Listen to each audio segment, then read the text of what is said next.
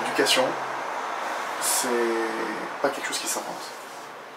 C'est pas quelque chose d'inné. C'est pas quelque chose qui se... Parce que certains ont tendance à croire que on a des enfants, bon, il faut qu'on se débrouille, on fait comme on peut.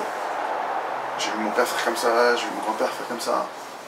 En réalité, l'éducation concrètement, ça s'apprend. Il faut se documenter, il faut tomber vraiment sur des bons livres, parce que tous les livres ne sont pas adaptés, ne sont pas, entre guillemets, de bons livres. Et il faut tomber, il faut rechercher réellement comment s'imprégner de ça.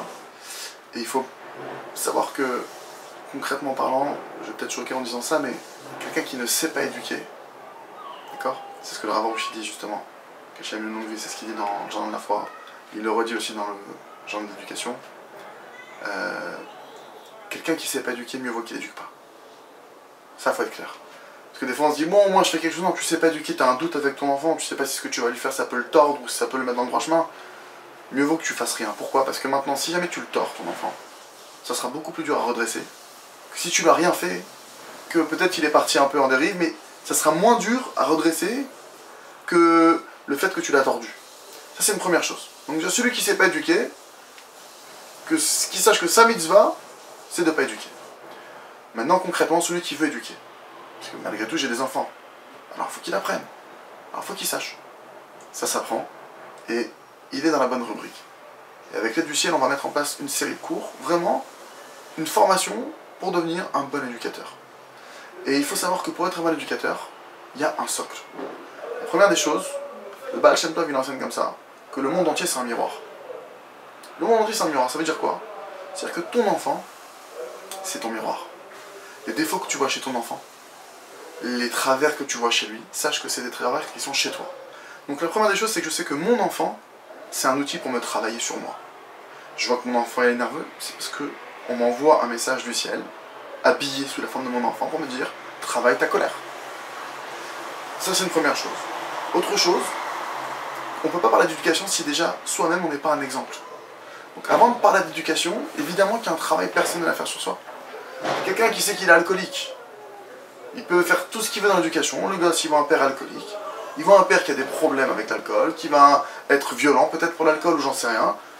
Même s'il lui fait la plus grande moralité du monde, l'enfant, il va recevoir un mauvais exemple, et de facto, une mauvaise éducation, et donc lui-même, peut-être qu'il va reproduire ce mauvais schéma, etc. Donc déjà, premièrement, l'enfant, c'est mon miroir. Et c'est un outil que Dieu m'envoie justement pour me travailler. Pour me permettre de ce que j'ai pas encore travaillé au travers de mon enfant, je peux le voir. Si tant est que je suis prêt à accepter le message, parce qu'il y a des pères qui ne vont pas accepter. Donc, déjà, il faut être prêt à se travailler soi-même. Et comprendre qu'avant de parler de punition, avant de parler de comment j'aide un enfant à s'orienter et comment l'éduquer, déjà, il faut comprendre. La bêtise qu'il a fait, elle est venue pour moi. L'erreur qu'il a fait, elle vient me redresser à moi et elle vient m'éduquer à moi. Deuxième chose, en parallèle, j'attends pas de voir un défaut chez mon enfant. Si je sais que j'ai un travers, j'ai quelque chose qui ne va pas chez moi, évidemment que je dois être un exemple et je dois travailler sur moi. Donc ça, c'est le deuxième point. Savoir qu'on a de toutes les façons un travail personnel, permanent à faire sur soi, et plus tu seras un exemple, parce que tous on a des clichés comme ça dans nos vies, de nos parents, où ils ne nous ont pas forcément parlé de quelque chose, mais on les a vus faire. Et ce qu'on a vu d'eux, ça nous a imprégné. Donc plus que ce qu'on peut dire à un enfant, c'est ce que tu montres. Si ton fils il te voit que tu n'as jamais volé de ta vie, tu n'auras pas besoin de lui dire ne sois pas un voleur. Là oui, bon, toute sa vie c'est rentré en lui que si tu as vu refuser des pots de vin, si tu as vu que tout le temps vouloir être droit, vouloir être honnête, tu l'as rentré l'honnêteté en lui. Mais si maintenant tu dis sois honnête, et tu fais derrière ça tu fais des petites magouilles entre guillemets, ça sert à rien. C'est l'exemple qui va être beaucoup plus fort et donc il fera des magouilles. Dieu nous en préserve. Donc deuxième point, moi je dois savoir que je dois me travailler. Et toutes les choses que j'ai pas travaillé sur moi, toutes les qualités, les défauts, etc. que j'ai mis de côté, je vais le transmettre à mon enfant. C'est cet exemple qu'il aura. Donc je sais que je dois faire ça. Troisième point, le couple. Même si maintenant tu prends les messages que ton enfant t'envoie, même si maintenant tu te travailles sur toi, tu travailles, tu fais des efforts, etc. Mais si maintenant il n'y a pas de paix conjugale, si maintenant avec ta femme il n'y a pas de shalom bayit, il n'y a pas une entente, une harmonie, sache que l'enfant il aura des dégâts. Avant même de parler maintenant d'éducation, qu'est-ce que je dois lui dire, qu'est-ce que je dois lui faire. Déjà, il faut que ce socle-là, il soit posé. Je sais que mon enfant, il vient pour me travailler.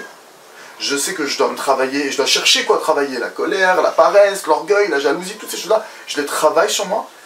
La paix conjugale, un foyer où la paix, elle règne, les enfants ils sortent bien.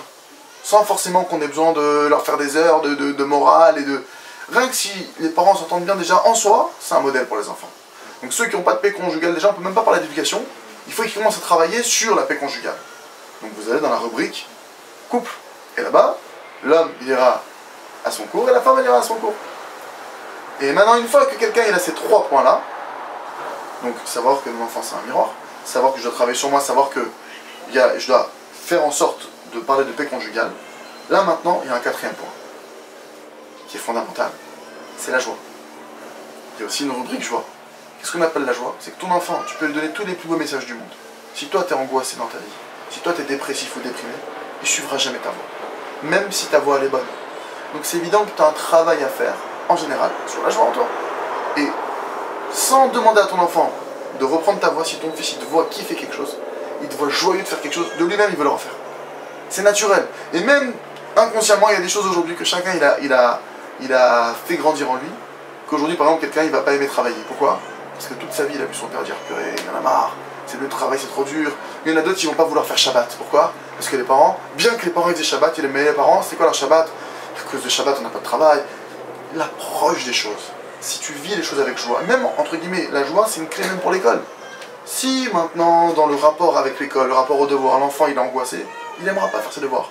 Donc il y a ce travail de joie, que nous-mêmes on doit être vecteurs de joie, pour être des moteurs pour nos enfants. Donc une fois que ces 4 points-là, je vous l'ai dit maintenant, pour que vous sachiez qu'il y a un travail en parallèle à faire avec le travail d'éducation, on peut commencer à rentrer dans l'éducation. Donc avec l'aide du ciel, on va, au fur et à mesure des cours, parler de tous ces points, de l'importance de chaque point, et de commencer à rentrer dans le détail de comment on donne un chemin et une éducation à un enfant, et comment apprendre, comme dit le roi Salomon, à éduquer un enfant selon sa voie. Chazak.